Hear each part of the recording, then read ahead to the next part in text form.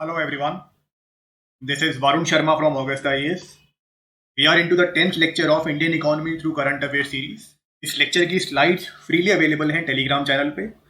You can join us on Telegram and YouTube for our other lectures. We are going to cover these particular topics in this lecture. So let us start.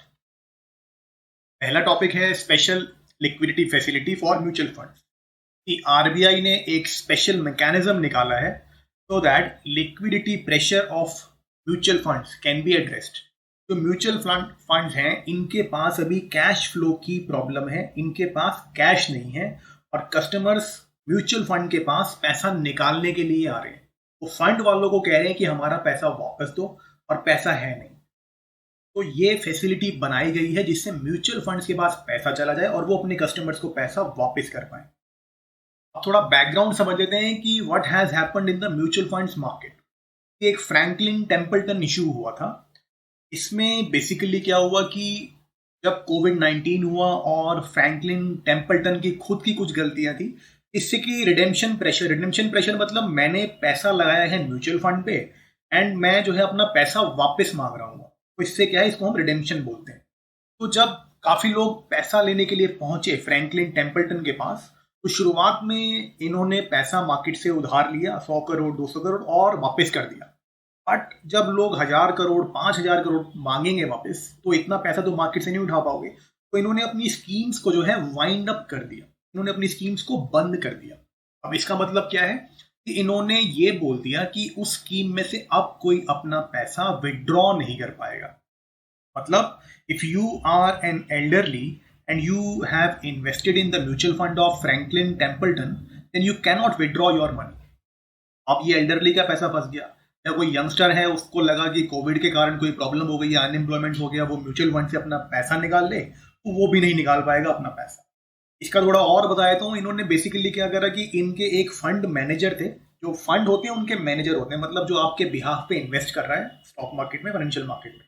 तो वो थोड़ा risky securities में, risky instruments में invest करते थे और superior return generate करते थे. बेसिक प्रिंसिपल है फाइनेंस का, मोर रिस्क मोर रिवॉर्ड. तो पहले तो सब कुछ ठीक चल रहा था. इनका पैसा येस बैंक की एक सब्सिडरी के अंदर भी लगा और yes bank, I presume you would know that there has been number of frauds. और राणा कपूर जो है फिलहाल अभी गवर्नमेंट ने रखा हुआ उन्हें अपने पास ही, मतलब हिरासत में है. अभी इंटेरोगेशन चल रहा है उनका, इन्वेस्टिगेशन चल रहे हैं बहुत सारे, पूरी फैमिली में. तो इनका पैसा वहां पे भी लगा हुआ था. तो इसकी वजह से जो है मार्केट को थोड़ा सस्पिशन रहा कि अल्टीमेटली पैसा डूब ना जाए टेम्पल्टन के पास जो पैसा पड़ा हुआ. तो मार्केट ने निकालने की सोची. अब बहुत लोगों ने निकाला, इनके पास था नहीं, तो इन्होंने पूरी की पूरी स्कीम को ही वाइंड अप कर दिया. पूरा पैसा फ्रीज हो गया है लोगों का. इससे क्या हुआ, अब जब एक टेम्पल्टन, मतलब एक फ्रैंकलिन टेम्पल्टन ने जब ये करा, जो कि इंडिया के टॉप 10 फंड्स में से आता है, टॉप 10 म्यूचुअल फंड्स में से आता है, तो ऑब्वियसली कस्टमर का बाकी की इंडस्ट्री पे भी जो है सस्पिशन बढ़ जाएगा कि बाकी लोग पैसा दे पाएंगे या नहीं दे पाएंगे, इन्होंने पैसा कहाँ पे लगाया है, येस बैंक जैसे में लगाया, फिर पैसा फंस ही जाएगा. ऑटोमेटिकली रिडेम्पशन प्रेशर जो है पूरी इंडस्ट्री पे बढ़ गया. अब कोविड-19 की वजह से भी जो है कैपिटल मार्केट्स में बहुत ज्यादा वॉलेटिलिटी हो गई है. आपने देखा ही होगा कि हमारे जो फॉरेन पोर्टफोलियो इन्वेस्टर थे वो कोविड-19 में, मार्च में, अप्रैल में बहुत सारा पैसा, बिलियंस ऑफ डॉलर जो है वो निकाल के ले गए. अब जब billions of dollar stock market से वापस ओवरसीज चला जाएगा तो स्टॉक मार्केट की वैल्यू डाउन चली जाएगी. अब जब वैल्यू डाउन चली गई तो ऑटोमेटिकली म्यूचुअल फंड वालों को, जो इन्होंने होल्ड करा हुआ है म्यूचुअल फंड को, उनको भी नुकसान होगा. म्यूचुअल फंड क्या है वो बेसिकली समझाता हूँ अभी नेक्स्ट स्लाइड में. अब फ्रैंकलिन टेम्पल्टन क्या कर रहा है, basically they will try to get the value back.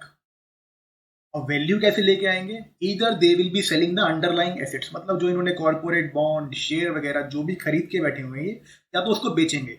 अब इस समय मार्केट डाउन है तो रेट तो अच्छा मिलने नहीं वाला. और दूसरा तरीका है, दे will be waiting for the maturity, मतलब मैंने 10 साल 20 साल 30 साल के बॉन्ड में पैसा लगाया था, तो जब उसका मेच्योरिटी पीरियड आएगा, that is after 10 years, after 20 years, after 30 years, तो जब कंपनी वापस पैसा देगी तो फिर जो है टेम्पल्टन के कस्टमर्स को पैसा मिल जाएगा. आप थिंक अबाउट इट, एल्डरली है कोई 70 ईयर्स एज का, 65 ईयर्स एज का, उसका पैसा लगा हुआ है, तो अब 30 ईयर्स बाद अगर उसको पैसा मिलेगा तो पता नहीं एल्डरली उस टाइम में वहां पे यहाँ पे होगा भी कि नहीं होगा. That is the whole issue here.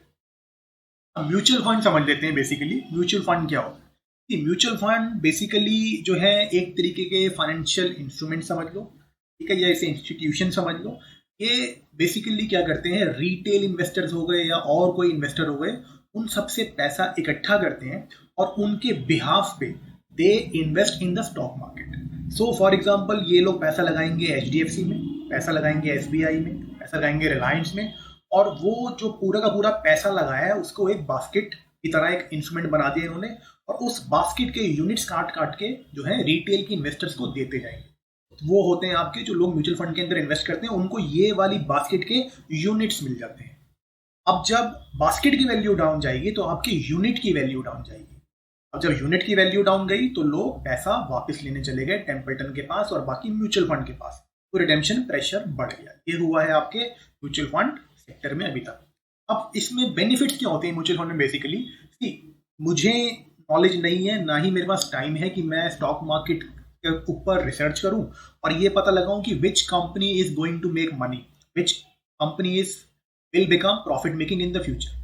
तो ये प्रोफेशनल मैनेजर्स होते हैं, फंड मैनेजर्स होते हैं, they have the requisite knowledge, और ये लोग जो है पूरे दिन रिसर्च करते हैं, उसके बाद ये जो है एलोकेट करते हैं पैसे को कि हाँ रिलायंस में पैसा बनेगा, SBI में पैसा बनेगा, या कोई और जो छोटी कंपनी उसके अंदर पैसा बनेगा। तो ये सारा का सारा एक्सपर्टीज होती है इन लोगों के पास, ये पैसा इन्वेस्ट करते हैं। तो स्मॉल इन्वेस्टर को क्या है, मेरे जैसे इन्वेस्टर को क्या है, एक नॉमिनल फी देके एक पूरा का पूरा research based program, research based product मिल जाता है। इसलिए लोग म्यूचुअल फंड में पैसा लगाते हैं। वो आप सुनते हैं म्यूचुअल फंड सही है, तो म्यूचुअल फंड सही है या नहीं है वो अब आप जो है देख लेना। एनीवे, सो अब बात करते हैं अपनी SLF, स्पेशल लिक्विडिटी फैसिलिटी की। स्पेशल लिक्विडिटी फैसिलिटी जो है ऑन टैप स्कीम है। ऑन टैप मतलब आपने टैप खोला, पैसा आना शुरू, मतलब जब आपको पैसा चाहिए हो RBI से पैसा आपको मिल जाएगा। The funding will be available to all LAF eligible banks. LAF मतलब लिक्विडिटी एडजस्टमेंट फैसिलिटी। LAF क्या होता है हमारा? Basically repo and reverse repo. जो बैंक्स एक्सेस कर सकते हैं LAF को, या जो बैंक्स एक्सेस करते हैं रेपो और रिवर्स रेपो को, वो एलिजिबल हैं इसमें पैसा उठाने के लिए। वो एलिजिबल हैं in borrowing through special liquidity facility. अब LAF एलिजिबल बैंक्स कौन से होते हैं? All the scheduled commercial banks. Which are the scheduled commercial banks? These are listed in the second schedule of RBI act 1934।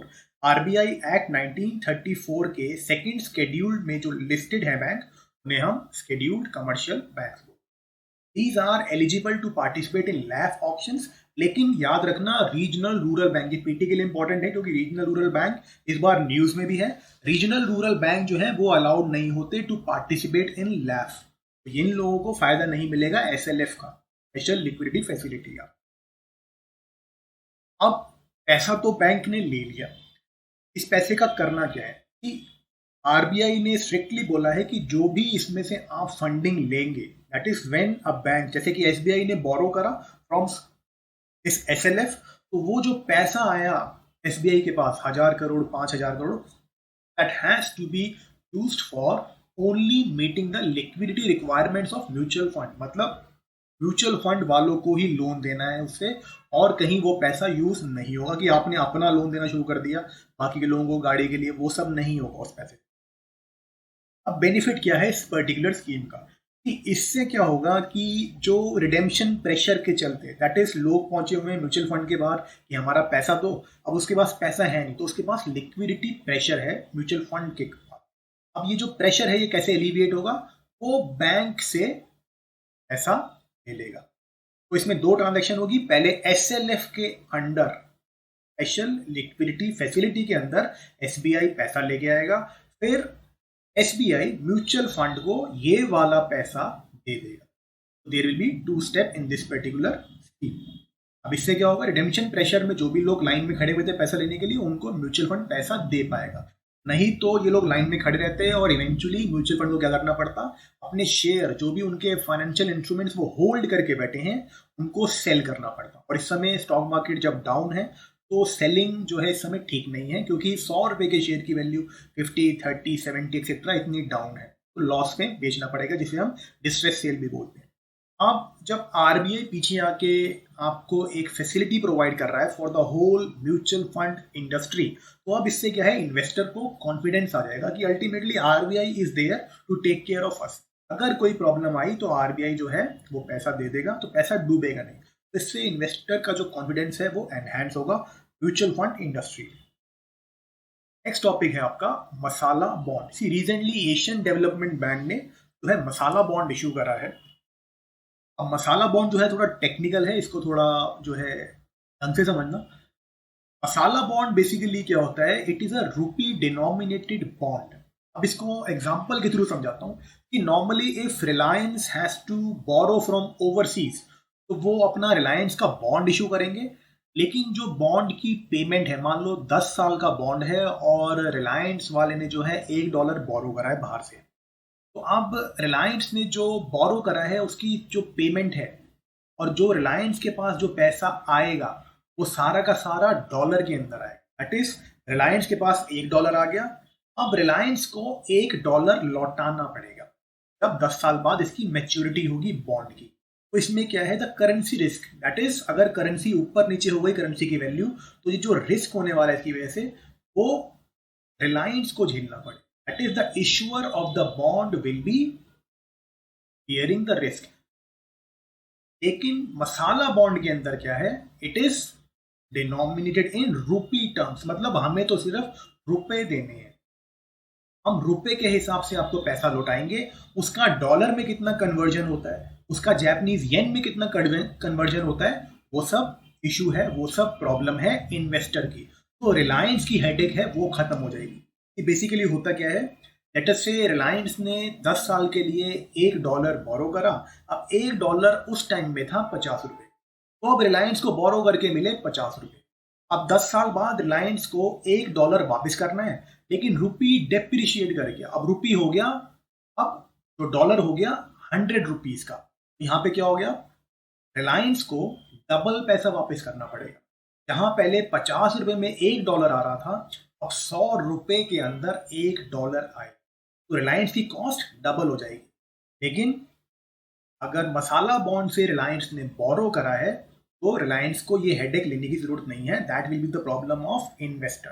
Reliance को सिर्फ 50 rupees वापस करने हैं, चाहे डॉलर एक 50 रुपीज में एक आ रहा हो, चाहे 50 रुपीज के अंदर आधा डॉलर आ रहा हो, वो हेडेक इन्वेस्टर की है, रिलायंस की नहीं।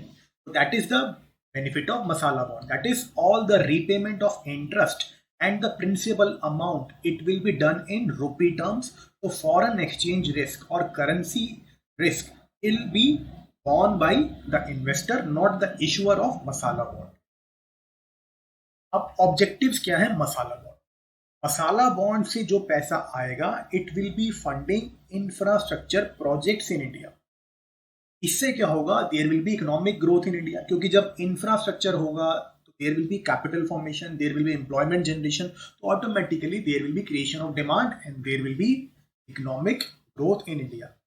इंफ्रा आपने बनाया, कैपिटल फॉर्मेशन हुआ, एम्प्लॉयमेंट जनरेशन हुआ, तो उससे क्या है आपका ग्रोथ होगा इंडियन इकोनॉमी के अंदर। Plus government of India is trying to internationalize the Indian currency. Internationalize का मतलब होता है कि ग्लोबली रुपी की एक्सेप्टेंस और ट्रांजैक्शन इट शुड इंक्रीज। मतलब जैसे नॉर्मली अभी तो डॉलर के अंदर ट्रांजैक्शन होता है, अगर आप रुपये के अंदर ट्रांजैक्शन करना चाहोगे तो आपको जो है बाहर वाला जो आपका इन्वेस्टर है या बाहर जो आपका इंपोर्टर है बोलेगा नहीं नहीं मुझे तो डॉलर ही चाहिए। लेकिन ऐसे धीरे धीरे मसाला बॉन्ड या करेंसी स्वैप जो agreements government of India sign कर रही है, जिसमें हम रुपी वाले लोन भी देते हैं, ठीक है, तो इनसे क्या होगा, रुपी का इंटरनेशनल मार्केट के अंदर, फॉरेन एक्सचेंज मार्केट के अंदर एक्सेप्टेंस बढ़ जाएगा। तो there will be internationalising of Indian currency. तो maybe there might come a day when Indian currency जो हमारे यहाँ इंडियन नेशनल रुपी है वो भी एक जो है आपका SDR स्पेशल ड्रॉइंग राइट के अंदर एक करेंसी बन जाए, जैसे कि चाइनीज रेनमिनबाई इंक्लूड हुआ है। अब आगे चलते हैं, it will strengthen the rupee. Rupee कैसे स्ट्रेंथन होगा, सी बाहर से फॉरेन इन्वेस्टमेंट आ रही है, ठीक है, तो ऑटोमेटिकली जब बाहर से फॉरेन इन्वेस्टमेंट आती है इंडिया के अंदर तो रुपी एप्रिशिएट करेगा। ये बेसिक प्रिंसिपल याद रखना। इसके डायनामिक्स में पहले कवर कर चुका हूँ जो है आपके एक्सटर्नल सेक्टर के लेक्चर में, वहाँ से जो है एक बार देख लें लेक्चर को दोबारा रिवाइज करने के लिए। बाहर से जब फॉरेन करेंसी आएगी, डॉलर जब बाहर से आएगा ऑटोमेटिकली रुपी विल एप्रिशिएट। जब हम लोग यहाँ से डॉलर बाहर भेजेंगे देन रुपी विल डेप्रिशिएट। अब क्या है, फॉरेन इन्वेस्टर यहाँ पे पैसा लेके आ रहा है, फॉरेन करेंसी हमारे पास आएगी, ठीक है, तो ऑटोमेटिकली क्या होगा, रुपी will appreciate, it will support the rupee. Next चलते हैं। अब एलिजिबल कौन है ये सब इशू करने के? एनी कॉर्पोरेट इन इंडिया और Indian bank, they are eligible to issue rupee. For example HDFC ने, NTPC वगैरह ने इशू करे हैं मसाला बॉन्ड।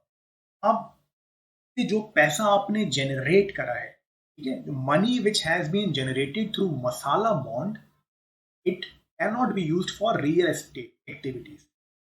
मतलब कि आपने सोचा आपने बाहर से पैसा लेके आए और यहाँ पे आपने बढ़िया से एकदम मुंबई में या दिल्ली में या बैंगलोर में, चेन्नई में आपने रियल एस्टेट लेके डाल दिया, तो उसलिए अलाउड नहीं है। You can use the funding for integrated township, affordable housing project etcetera, not for speculating in the real estate sector. अब कुछ फैक्ट्स देख लेते हैं। सी, मसाला बॉन्ड जो पहला है वो इशू करा था IFC ने, इंटरनेशनल फाइनेंस कॉर्पोरेशन, जो कि आर्म है वर्ल्ड बैंक ग्रुप का। सिमिलरली इंडियन एंटिटीज जो है HDFC, NTPC, इंडिया बुल्स वगैरह, उन्होंने फंडिंग जो है जनरेट करी है थ्रू मसाला बॉन्ड्स।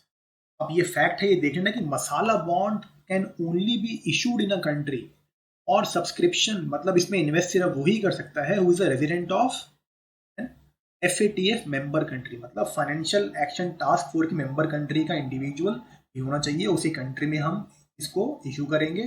प्लस उनका सिक्योरिटी मार्केट रेगुलेटर, जैसे हमारे यहाँ सेबी है, securities and exchange board of India, they should be signatory to international organisation of securities commission. ये सिर्फ फैक्ट के लिए याद करना है, इसको स्कैन करके जाना, मेमोराइज करने मत जाना। FATF वाला फिर भी एक बार को देख लेना। सेकंड पॉइंट जो है वो IOSCO वाला, वो इतना इंपॉर्टेंट नहीं है। नेक्स्ट, कभी कभार क्या होता है, सी UPSC जो है वो आपको मिक्स एंड मैच करने के लिए बोल देगी, मतलब कि डिमसम बॉन्ड को फिर आपको बोल देगी कौन सी करेंसी के या कौन सी कंट्री के बॉन्ड है, वो जंबल करके दे देंगे और बोल देंगे match the correct option.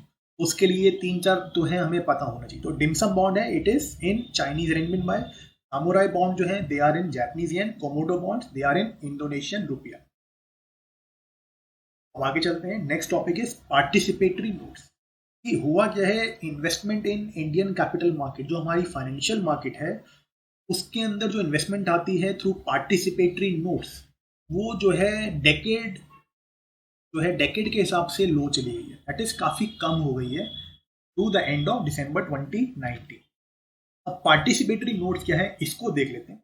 Basically इनको ऑफशोर मतलब इंडिया में यूज नहीं होते ये, these are offshore derivative instruments। derivative का मतलब है कि ये they have some other asset based on which they will derive their value। इसको समझाया तो आपको आसान भाषा में कि समझेगी, an American investor they would like to buy Reliance share, but वो जो है सेबी के साथ जो है रजिस्टर नहीं करना चाहेगा, अपना आधार कार्ड, पैन कार्ड वगैरह जो भी उनकी कंट्री में होता होगा वो सब जमा नहीं कराना चाहता, वो पेपर वगैरह नहीं करना चाहता। They just want to invest, they want to have exposure to Indian financial. ये जो है अपने यहाँ बैंक ऑफ अमेरिका, अपनी कंट्री में bank of America foreign institutional investor और फॉरेन पोर्टफोलियो इन्वेस्टर जो कि रजिस्टर्ड है सेबी के पास, उनके पास जाएगा और बोलेगा कि मुझे जो है मेरे बिहाफ पे आप बाई करो रिलायंस के अंदर 10 शेयर। अब बैंक ऑफ अमेरिका इनके बिहाफ पे बाई कर लेगा शेयर को, और इनको शेयर नहीं देगा, इनको देगा पी नोट कि भाई this and this individual holds this P note, that means they have exposure to 10 Reliance shares. इससे क्या होगा, बेसिकली डेरिवेटिव का मतलब जैसे जैसे रिलायंस के शेयर की वैल्यू मान लो 100 रुपए का था, तो इसके पी नोट की वैल्यू 100, अगर एक शेयर लिया है तो 100 रुपए का शेयर था, इसके पी नोट की वैल्यू 100 रुपए रहेगी। फिर अगर रिलायंस का शेयर, जैसे कि अभी इन्वेस्टमेंट आ गई है, उसमें फेसबुक की इन्वेस्टमेंट आई बहुत सारी, मान लो शेयर 200 रुपए का हो गया, तो उसके पी नोट की वैल्यू 200 रुपए हो जाएगी। That is a derivative instrument, मतलब उसकी अपनी कोई वैल्यू नहीं है पी नोट की, वो अपनी वैल्यू डिराइव करता है रिलायंस के शेयर पे। That is how these are offshore derivative instrument, मतलब ये बाहर यूज होते हैं, इंडिया में नहीं यूज होते। तो again issued by registered foreign portfolio investor, मतलब बैंक ऑफ अमेरिका ने इशू करा टू ओवरसीज इन्वेस्टर और हेज फंड, जो भी वहाँ के एच फंड हैं या इन्वेस्टर हैं जिनको इंडिया में इन्वेस्ट करना है लेकिन वो यहाँ पे रजिस्टर नहीं करना चाहते सेबी के साथ, ये उनको इशू कर देंगे पी नोट्स और उनके बिहाफ में यहाँ शेयर खरीद लेंगे।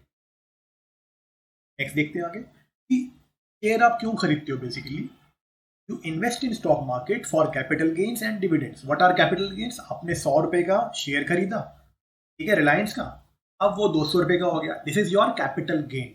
अगर यही 100 रुपए का शेयर 50 रुपए का हो जाता, then it would have been a capital loss. ठीक है, तो 100 का शेयर 200 का हो गया, तो कैपिटल गेन, आपके पी नोट की वैल्यू बढ़ गई। ये सारा बेनिफिट जो है उस अमेरिकन इन्वेस्टर को मिले।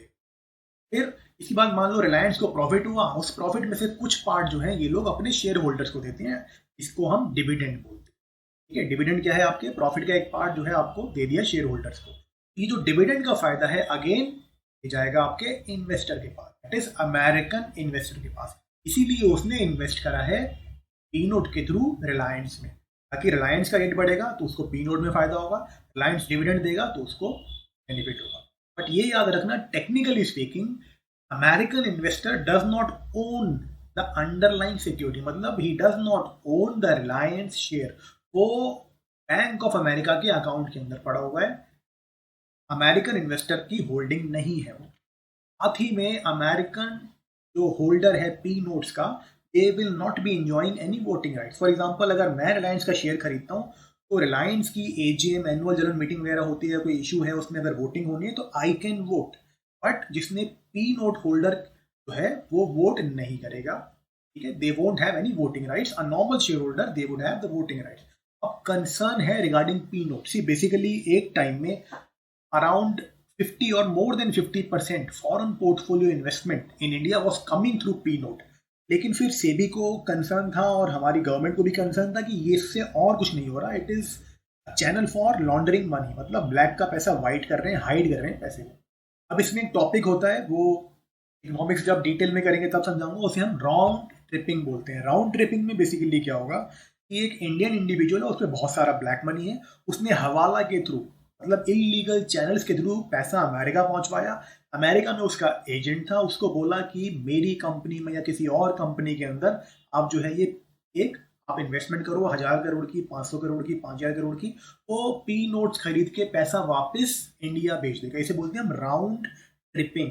ऐसा बाहर गया फिर लौट के वापस आ गया। होता है ना, जब आप टिकट बुक कराते हो तो वन वे ट्रिप है या राउंड ट्रिप है, ये वही वाला राउंड ट्रिप है। पैसा गया इंडिया से बाहर, पी नोट के थ्रू वापस आ गया, तो it has been used for money laundering. That was the concern of SEBI and government of India. तो रूल्स बहुत टाइटन कर दिए, केवाईसी नॉर्म्स वगैरह ले आए, तो इन्वेस्टमेंट ऑटोमेटिकली कम हो गया।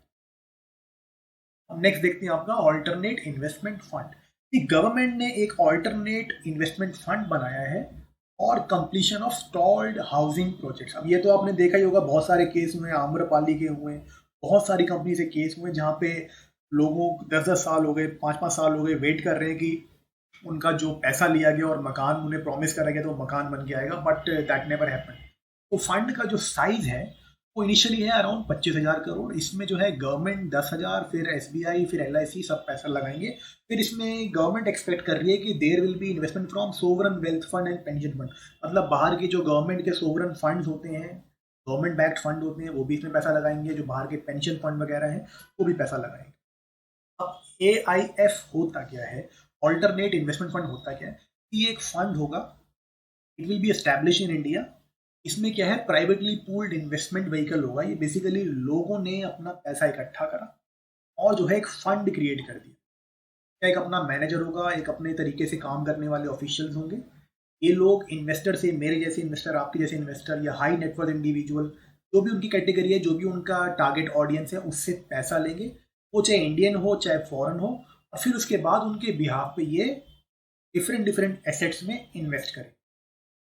अब ये बेसिकली ज़्यादातर डील करते हैं हाई नेटवर्थ इंडिविजुअल के साथ, या जो है बाहर की सोवरन फंड या पेंशन फंड वगैरह के साथ। फॉर एग्जांपल, इस फंड से क्या होगा, जो हाई नेटवर्थ इंडिविजुअल है, अगर उनको रियल एस्टेट में पैसा लगाना है, मान लो कोई फॉरेनर है और हाई नेटवर्थ इंडिविजुअल है, अमेरिकन है, उनको पैसा लगाना है यहाँ पे इंडिया के अंदर रियल एस्टेट के अंदर, उनको लग रहा है कि बहुत बूम होने वाला है, लेकिन उनको कोई नॉलेज वगैरह नहीं है, उनके पास जो है कोई टेक्निकल नो हाउ नहीं है कि कैसे लगाएं, कहाँ लगाएं, किससे बात करें, तो बहुत सारा हेडेक हो जाएगा। तो वो क्या है, they can invest in this particular alternate investment fund. उससे क्या है, उनको इन्वेस्टमेंट करने का एक मैकेनिज्म मिल जाएगा इन रियल एस्टेट प्रोजेक्ट्स। इसमें बेसिकली पैसा लगाएंगे आपके वेंचर कैपिटल हो गए, हेज फंड वगैरह। अब ये क्या होता है बेसिकली, एक ऑल्टरनेट इन्वेस्टमेंट, एक फाइनेंशियल एसेट होता है जो कि बाकी सारी सेबी की जो कैटेगरीज हैं, बाकी सारी जो स्कीम्स हैं, उसके अंदर नहीं, किसी की कैटेगरी के अंदर आता है, इसीलिए इसको ऑल्टरनेटिव इन्वेस्टमेंट फंड बोला। So for example mutual fund जो है उनके अपने अलग रेगुलेशन होंगे, ऑल्टरनेटिव इन्वेस्टमेंट फंड के अपने सेबी के अलग से रेगुलेशन है। तो बाकी सारे फंड्स, बाकी सारे इन्वेस्टमेंट व्हीकल्स जो सेबी के अलग रेगुलेशंस में नहीं कैटेगराइज हो पाए हैं, ऑल्टरनेटिव इन्वेस्टमेंट फंड के अंदर आ जाते हैं। तो याद रखना कि जो म्यूचुअल फंड्स हैं वो ऑल्टरनेटिव इन्वेस्टमेंट फंड के अंदर नहीं आएंगे, वो सेबी कैटेगराइज करती है उन्हें under SEBI mutual funds regulation. Similarly collective investment schemes जो होती हैं आपकी, ठीक है, निधि वगैरह जैसे हो गई, वो उनका अलग रेगुलेशन होता है। अब इससे बेनिफिट क्या होगा, सी, अब प्रोजेक्ट रुके पड़े हैं और जो प्रोजेक्ट का डेवलपर है, आम्रपाली हो गया या सहारा हो गया या कोई और हो गया, उनके पास पैसा है नहीं। अब ये फंड जो है इन प्रोजेक्ट्स में पैसा लगाएगा और इससे क्या है, दे will be helping in addressing the problems of home buyers, real estate player, bank etcetera. वो देख लेते हैं क्या, जैसे एक इंडिविजुअल को जैसे बोलते हैं ना ये लोग कि आपने रेडियो पे या टीवी पे एड सुने होंगे कि इसमें पर्टिकुलर प्रोजेक्ट आ रहा है, आप इसमें जो है टोकन अमाउंट दे दो और जो है 5 साल में 2 साल में हम कंप्लीट करके दे देंगे आपको, तब बाकी का पैसा दे देना। तो इसमें क्या है कि लोगों ने इनिशियल टोकन अमाउंट दे दिया, कईयों ने ज़्यादा भी दिया होगा, लेकिन क्या है, अपार्टमेंट फ्लैट वगैरह कंप्लीट होके मिला नहीं, अब उनका पैसा वहाँ ब्लॉक हो गया। फिर इन्हीं रियल एस्टेट डेवलपर ने बैंकों से भी पैसा लिया होगा प्रोजेक्ट बनाने के लिए, तो बैंकों का भी एनपीए हो गया। अब इस ऑल्टरनेटिव इन्वेस्टमेंट फंड के थ्रू गवर्नमेंट ऑफ इंडिया कोशिश करेगी कि जो भी हाउसिंग यूनिट, जो भी स्टॉल्ड प्रोजेक्ट है, जो भी रुके हुए प्रोजेक्ट हैं, उनको टाइम बाउंडेड मैनर में हम लोग खत्म करें, कंप्लीट करें। साथ ही में इससे क्या होगा, रिवाइवल ऑफ रियल एस्टेट। अब रियल एस्टेट सेक्टर जब रिवाइव होगा तो क्या होगा, ऑटोमेटिकली जब आप कंस्ट्रक्शन स्टार्ट करोगे तो you will create demand for cement, iron, steel industry, क्योंकि इसकी बहुत सारी फॉरवर्ड एंड बैकवर्ड लिंकेज रहती है। Plus you will be generating employment, इससे क्या होगा, इकोनॉमिक ग्रोथ इंडिया के अंदर। अब इसको लिंक करने की कोशिश करो क्राउडिंग इन इफेक्ट से। What was crowding in effect, जब डिमांड ना हो तो गवर्नमेंट पैसा स्पेंड करेगी, उससे प्राइवेट सेक्टर के गुड्स के लिए डिमांड बढ़ेगी, there will be employment generation, further creation of demand. इससे क्या होगा, प्राइवेट सेक्टर वापस से इन्वेस्टमेंट करना स्टार्ट कर दे। ये इस तरीके से अगर इकोनॉमिक्स पढ़ोगे लिंक कर करके, that is crowding in effect हो रहा है यहाँ पे, तो इकोनॉमिक्स जो है बहुत ईजी हो जाएगी। अगर सिर्फ रट्टा मारोगे तो इकोनॉमिक्स जो है वो फिर डिफिकल्ट लगेगी। ठीक है, तो यहाँ पे क्या है, गवर्नमेंट एक फंड बनाया, वो फंड स्पेंड करेगा रियल एस्टेट में, इससे सीमेंट, आयरन, स्टील, जो प्राइवेट सेक्टर की फर्म्स होगी सीमेंट, आयरन, स्टील की, उनके गुड्स की डिमांड बढ़ेगी, there will be employment generation, जिससे अगेन डिमांड बढ़ेगी। जब डिमांड बढ़ेगी तो क्या होगा, प्राइवेट सेक्टर फिर से इन्वेस्ट करना शुरू कर देगा, सीमेंट वाला, आयरन वाला, स्टील वाला, ये सब कैपेसिटी क्रिएशन में इन्वेस्ट करना स्टार्ट कर देगा। तो crowding in, that is private sector investment will increase because of government action. Next चलते हैं आगे, भारत 22 ईटीएफ। भारत 22 ईटीएफ की जो एक और ट्रांशे जो है गवर्नमेंट ऑफ इंडिया ने लॉन्च कर दी है। ईटीएफ क्या होता है वो समझ लेते हैं कि ईटीएफ के अंदर क्या होगा बेसिकली, कि एक बास्केट बना देगी सिक्योरिटीज की, जैसे उसमें एसबीआई डाल दिया, उसके बाद जो है आपने उसके अंदर एचडीएफसी डाल दिया, एसबीआई डाल दिया, रिलायंस डाल दिया, जो भी एक्सवाइजेड आपने शेयर डाल दिए, और फिर उस बास्केट के पीसेस बना के, यूनिट्स बना के जो है आपने ईटीएफ बेच दिए, एक्सचेंज ट्रेडेड फंड। ठीक है, तो आपने पहले शेयर खरीदे, उनकी बास्केट बनाई और उस बास्केट की यूनिट आपने बेच दी। इस बास्केट का नाम आपने रखा एक्सचेंज ट्रेडेड फंड, इसकी यूनिट्स आपने बेचनी शुरू कर दी। तो ये बेसिकली क्या करेगा, मेरे जैसे आपके जैसे लोगों से फाइनेंशियल रिसोर्सेज को पूल करेगा, उसके बाद हमारे बिहाफ पे जो है एक डिफरेंट डिफरेंट आपके स्टॉक मार्केट में शेयर्स को या किसी पर्टिकुलर इंडेक्स को ही मिरर कर देगा। इंडेक्स को मिरर करना, फॉर एग्जांपल जैसे हमारा निफ्टी है वो उसमें 50 शेयर है, सेंसेक्स है उसमें 30 शेयर है, तो ये सेंसेक्स के जो 30 शेयर हैं उनके 30 के 30 शेयर को खरीदेगा, ठीक है, और फिर उसको जो है बोलेगा कि ये सेंसेक्स का ईटीएफ है, ये सेंसेक्स को फॉलो करता है। सेंसेक्स ऊपर जाएगा तो आपकी ईटीएफ की वैल्यू ऊपर जाएगी, सेंसेक्स नीचे जाएगा तो आपके ईटीएफ की वैल्यू डाउन जाएगी। और इसमें क्या होगा कि आप ट्रेड कर सकते हो, दैट इज आपने यूनिट तो होल्ड करी ही करी है। मान लो सुबह जो है सेंसेक्स ऊपर चला गया, आपको शाम को पता लगा पैसे की जरूरत है, आपकी सैलरी नहीं आई कोविड की वजह से, आपने जो है ईटीएफ बेच दिया, घर पैसे लेके आ गए। तो that is the benefit of ETF. Mutual fund में ये ट्रेडिंग वगैरह नहीं होगा। म्यूचुअल फंड में ट्रेडिंग होगी वो आपकी मार्केट क्लोज होने के बाद दिन में एक बार, लेकिन ईटीएफ को आप बेचो मार्केट लाइव जब चल रही है तब, तो आपको ये ज्यादा लिक्विड रहते हैं। ये क्या करेगा, बास्केट ऑफ एसेट्स हो गया या पूरा का पूरा इंडेक्स, जैसे कि आपको सेंसेक्स का समझाया, निफ्टी के 50 शेयर है, उसने 50 के 50 शेयर खरीदे और फिर जो है निफ्टी का एक ईटीएफ बना के बेचना शुरू कर दिया। तो जब निफ्टी ऊपर जाएगा, निफ्टी जिसमें 50 शेयर है हमारा, निफ्टी जब ऊपर जाएगा तो आपका ईटीएफ की वैल्यू बढ़ेगी, निफ्टी डाउन जाएगा आपकी ईटीएफ की वैल्यू डाउन जाएगी। आप इसे ट्रेड कर सकते हो एक स्टॉक की तरह एक्सचेंज में। तो वैल्यू कैसे आती है इसकी, it is based on underlying stocks. Underlying stock मतलब आपका जब, ऐसे मान लो आपका उसमें सिर्फ बैंकिंग सेक्टर का इन्होंने बना दिया कि भाई लोगों को जो है, लोग कह रहे हैं कि बैंकिंग सेक्टर जो है ऊपर जाएगा, हालांकि ये भी तो नीचे जाएगा क्योंकि एनपीए बहुत होने वाले हैं कोविड के चलते। मान लेते हैं एग्जांपल के थ्रू पे कि जो है एफएमसीजी जो है फास्ट मूवर कंज्यूमर गुड्स जो है आपके ब्रिटानिया वगैरह, ये सब चीज़ें, ये सब बहुत ऊपर जाने वाले। तो आपने एफएमसीजी सेक्टर के जो है जितने शेयर थे वो खरीद के एक आपने जो है बास्केट बना दी, उसको आपने एटीएफ बोला, उस एटीएफ के आपने डिफरेंट डिफरेंट यूनिट्स बेच दिए। अब ब्रिटानिया वगैरह इन सब के शेयर जब ऊपर जाएंगे तो आपकी एटीएफ की वैल्यू बढ़ेगी। दैट इज अंडरलाइन स्टॉक्स, जैसे ब्रिटानिया यहाँ पे अंडरलाइन स्टॉक है, जब ब्रिटानिया की वैल्यू बढ़ेगी तो आपके एटीएफ की वैल्यू बढ़ेगी, तो automatically you will be in profit. That is how value of ETF is derived. ETF के जो शेयर होल्डर हैं इनको अगेन प्रॉफिट वगैरह डिविडेंड वगैरह सब कुछ मिलता है। व्हाट इज डिविडेंड, ये पहले बता चुका हूँ, डुप्लीकेशन नहीं करेंगे, टाइम वेस्ट। और ईटीएफ जो है वो डिफरेंट होता है म्यूचुअल फंड से। ईटीएफ जो है ट्रेड होता है एक्सचेंज में, जैसे कि स्टॉक है, जैसे कि मैंने रिलायंस का शेयर लिया, आधे घंटे बाद उसका रेट बढ़ गया, मैंने बेच दिया। सिमिलरली मैंने ईटीएफ लिया, ईटीएफ का प्राइस बढ़ गया, मैंने बेच दिया। लेकिन म्यूचुअल फंड अगर मैंने लिया तो वो सिर्फ मार्केट क्लोज होने के बाद दिन में एक बार बेच सकता हूँ मैं।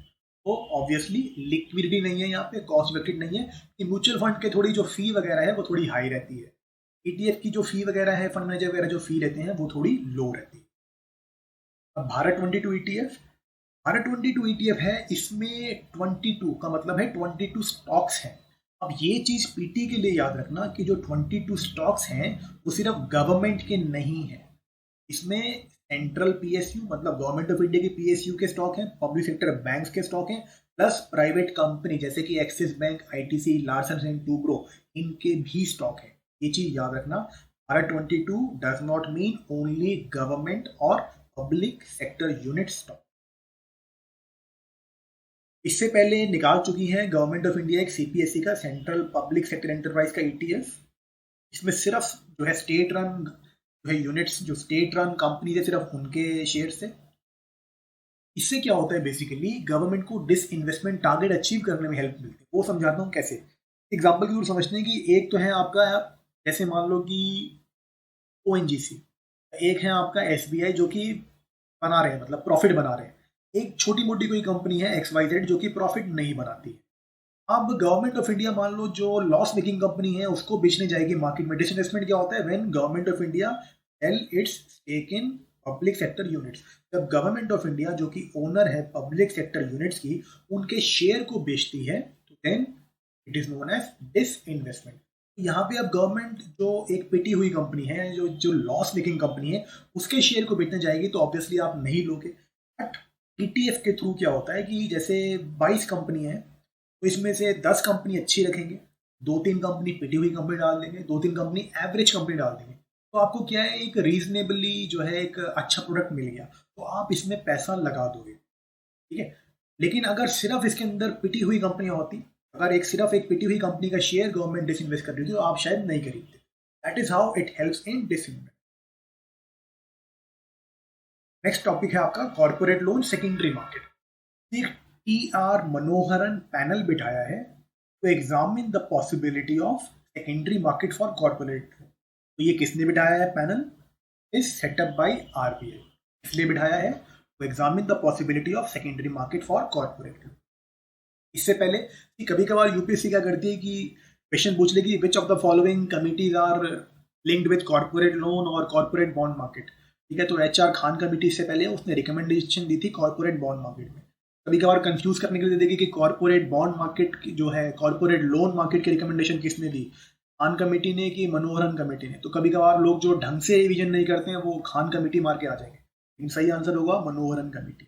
ये कंफ्यूजन के लिए भी थोड़ा देख लेना चाहिए सिमिलर कमिटीज को पीटी के हिसाब से। एनीवेज, अब इसमें चलते हैं कि बेसिकली आपको समझा देता हूँ कि जब बैड लोन होता है या जो एनपीए होता है हमारे यहाँ, तो उसका बैंक्स क्या करते हैं कि बैंक के पास ज़्यादा ऑप्शन नहीं होते जब कोई लोन एनपीए हो जाता है या बैड लोन हो जाता है। एनपीए मतलब principal and interest is overdue और 90 डेज और मोर, मतलब आपका प्रिंसिपल या आपकी इंटरेस्ट पेमेंट जो है ओवर ड्यू हो चुकी है, तो वो बैड लोन या एनपीए बन गया।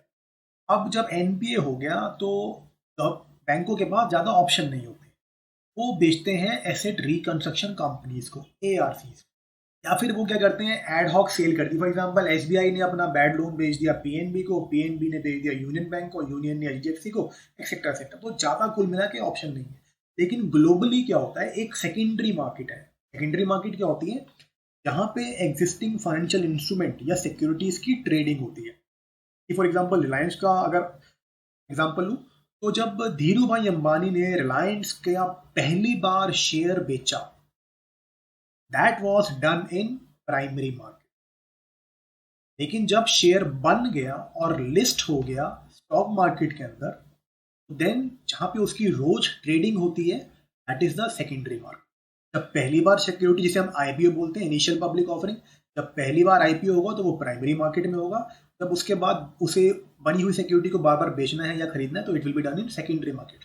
ग्लोबली क्या होता है कि कॉर्पोरेट लोन मार्केट होती है, एक सेकेंडरी मार्केट होती है। वहाँ पे क्या है, आपने अपना लोन बेच दिया, अब वो डिमांड एंड सप्लाई के जो डायनामिक्स हैं वो उसका प्राइस डिस्कवरी में हेल्प करेंगे, तो वहाँ पे उसकी ट्रेडिंग होती रहेगी। तो एसबीआई क्या करेगा अपना, अगर ग्लोबली बात करें तो एसबीआई क्या करेगा, इस सेकेंडरी मार्केट में अपना लोन बेच देगा। इसे 1000 करोड़ का था और एसबीआई ने बोल दिया जो है आप मेरे को ये बेचना है, तो इसका क्या है, आप अब डिमांड सप्लाई के हिसाब से इसका वैल्यू लगना शुरू हो जाएगा। कोई बोलेगा 500, कोई 300, 200, जहाँ पे भी जितने भी बायर होंगे उस हिसाब से इसकी सेलिंग हो जाएगी। एसबीआई को इसका पैसा मिल गया और जो इन्वेस्टर है उसको जो उसका लोन मिल गया। इस तरीके से बैड लोन को एड्रेस कर सकते हैं, लेकिन इंडिया में अभी ये अवेलेबल नहीं है, इसीलिए मनोहरन कमेटी को बिठाया गया। अब इसके बेनिफिट क्या होंगे, रेजोल्यूशन ऑफ स्ट्रेस्ड एसेट, मतलब कि जो बैड लोन है, अब बैड लोन को जब कोई खरीद लेगा तो ऑब्वियसली या तो उसको वैल्यू रिकवर करने जाएगा या फिर वो आगे बिकता रहेगा डिफरेंट इन्वेस्टर के पास चला जाएगा। तो एसबीआई के जो स्ट्रेस्ड एसेट थे, एसबीआई के जो बैड लोन थे, एड्रेस हो जाएंगे, वो रिजॉल्व हो जाएंगे। सिमिलरली जब एक सेकेंडरी मार्केट एफिशिएंट होती है, मतलब फुली डेवलप्ड है, बहुत सारे बायर हैं, बहुत सारे सेलर हैं, तो ट्रांसपेरेंट प्राइस डिस्कवरी रहती है। ये हमारे यहाँ इंडिया में प्रॉब्लम है, that is the ARC, asset reconstruction company. जब ये लोग खरीदते हैं लोन, जैसे कि मान लो आपने लोन दिया था जेट एयरवेज को या माल्या को, ठीक है, तो अब जब वो लोग तो जो है अपना माल्या तो निकल गया, तो जब एआरसी, आप हो एसबीआई, एआरसी जब एसबीआई के पास खरीदने आएगी वो माल्या वाला लोन, मान लो 100 करोड़ का था, तो ये बोलेगी हम आपको देंगे 2 करोड़। लेकिन एसबीआई वाला कहेगा कि मुझे फेयर वैल्यू तो दो कम से कम, क्योंकि प्लेन है आपके पास, आप प्लेन बेच सकते हो, उसके ऑफिस बेच सकते हो, और बहुत सारी चीज़ें हैं जो आप एसेट जो है बेच सकते हो, मुझे कम से कम 40 करोड़ 50 करोड़ तो दो। लेकिन ये लोग स्क्रैप वैल्यू पे, एआरसी जो है स्क्रैप वैल्यू मतलब एकदम बिल्कुल जो होता है ना रद्दी के भाव पे खरीदना चाहते हैं। That is the issue with ARC in India. इसके लिए सेकेंडरी मार्केट होगी तो ट्रांसपेरेंट प्राइस डिस्कवरी होगी एट ए म्यूचुअली एग्रीड प्राइस। अब एआरसी का देख लेते हैं बेसिकली क्या करते हैं। एआरसी जो आपको बताया वही करते हैं, दैट इज एसबीआई के पास है लोन 100 करोड़ का बैड लोन, ये जाएंगे एसबीआई के पास, बोलेंगे कि मुझे आप जो है लोन ये बेच दो, बैड लोन बेच दो। ये बैड लोन इन दोनों में नेगोशिएशन चलता रहेगा एसबीआई में और एआरसी में, तो जो भी रेट निकलेगा 10 करोड़ 15 20 50 उसमें डील हो जाएगी। और फिर उसके बाद एआरसी जो है वो रिकवर करने की कोशिश करेगी इससे वैल्यू। वो कैसे करेगी वो आपको नेक्स्ट स्लाइड के अंदर बताऊंगा। एआरसी, ये पीटी के लिए ध्यान रखना, एआरसी जो है they are registered under SARFAESI act. इसका जो पूरा नाम है ना, सिक्योरिटाइजेशन वगैरह एक्ट वगैरह, ये याद मत करना, मेंस के अंदर भी सारफेसी एक्ट लिखोगे तो वो चलता है। तो they are registered under SARFAESI act. They are regulated by RBI, RBI ने ट्रीट करता है as an NBFC under RBI act 1934। तो ये चीज याद रखना, ARC are registered under SARFAESI Act, but they are regulated by NBI, RBI, और RBI इन्हें ट्रीट करेगा as an NBFC under RBI Act 1934। आगे चलते हैं। ARC वो वाले लोन खरीदते हैं जो NPA डिक्लेयर हो चुके हैं, जिन्हें बैंक NPA की तरह रिकॉग्नाइज कर चुके हैं। अब आपको समझाता हूँ ARC क्या करेगा। कि ARC ने मान लो SBI से पैड लोन ले लिया माल्या का।